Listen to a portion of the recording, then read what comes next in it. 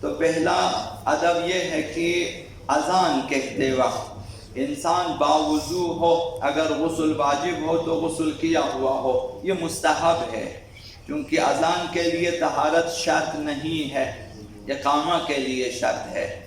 تو اذان کے لیے باوضو ہونا، باطہارت ہونا مستحب ہے۔ تو اس بارے میں حضرت آقا امام صادق علیہ السلام نے ارشاد فرمایا ہے کہ لا بأس ان يؤذن الرجل على غیر طہر، کوئی پرواہ نہیں ہے کہ اگر کوئی شخص بغیر طہارت کے اذان دے، کوئی حرج نہیں ہے۔ وَيَكُونَ عَلَى طَهْرٍ أَفْضَلٍ، لیکن اگر باطہارت ہو تو افضل ہے، ثواب زیادہ ہے، مستحب ہے۔ وَلَا يُقِيمُ إِلَّا عَلَى طَهْرٍ، لیکن اقامہ بغیر طہارت کے نہ کہے۔ اذان بغیر طہارت کہہ سکتے ہیں اور اقامہ بغیر طہارت کے صحیح نہیں ہے۔ اقامہ کے لیے باوضو ہونا، باغسل ہونا ضروری ہے، تو اذان میں مستحب ہے، اقامہ میں طہارت ضروری ہے۔ دوسرا مستحب یہ ہے کہ اذان کہتے وقت قبلہ رخ ہو، قبلہ رخ ہونا بھی مستحب ہے اذان میں۔ آقا امیر المؤمنین علی ابن ابی طالب علیہ السلام نے ارشاد فرمایا یستقبل المؤذن القبلہ فی الاذان والاقامہ، اذان دیتے وقت بھی قبلہ رخ ہو اور اقامہ کہتے وقت بھی قبلہ رخ ہو، تو اذان میں مستحب ہے، اقامہ میں شرط ہے۔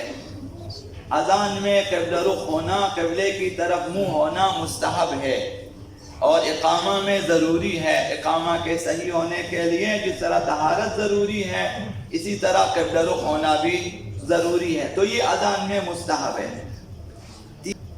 تیسرا مستحب یہ ہے کہ قبلہ رخ کھڑا ہو اذان میں، اذان میں مستحب ہے قبلہ رخ ہونا، کھڑے ہونا۔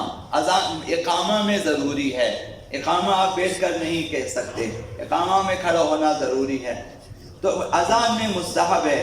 حضرت آقا امام جعفر الصادق علیہ السلام نے ارشاد فرمایا لا يؤذن احد وهو جالس، کوئی شخص بیٹھ کر اذان نہ دے، یہ مستحب کو بیان فرما رہے ہیں، کوئی شخص بیٹھ کر اذان نہ دے، الا مریض، مگر یہ کہ کوئی شخص بیمار ہو، کھڑا نہ ہو سکتا ہو، تو وہ چونکہ بیٹھ کے نماز پڑھتا ہے، یا کوئی اور مجبوری تو بیٹھ کر اذان دے۔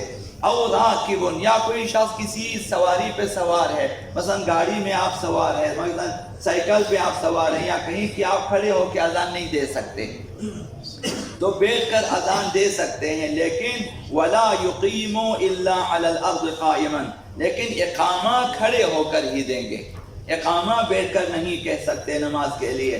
اذان بیٹھ کر کہہ سکتے ہیں، کھڑے ہونا مستحب ہے، لیکن اقامہ کھڑے ہو کر ہی کہنا چاہیے۔